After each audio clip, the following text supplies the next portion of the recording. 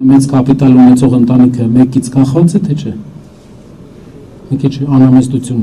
դրսևորեմ։ Կարող է մարդ լինել, որ ունեց Հայաստանում Սամվել Կարապետյանը կարող է կախված լինել։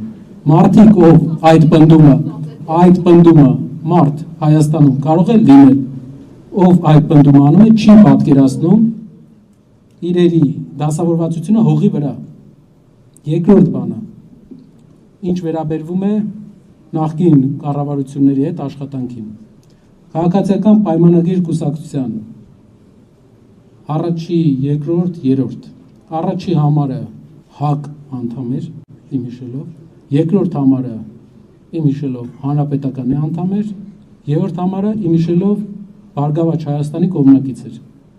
Իրենք նախկին են, իրենք ունեն ազդեցություն, օրինակ երկրորդ համարը ունի Հանրապետական կուսակցությունից այդ ազդեցություն, նժդեհականությունը իր վրա ազդում է, երբ ինքը Ադրբեջանից ծորեն է բերում, հարցրեք իրեն։ Կարող է հիմա էլ ֆիկտիվ։ Շնորհակալություն, հարցրացումից շատ։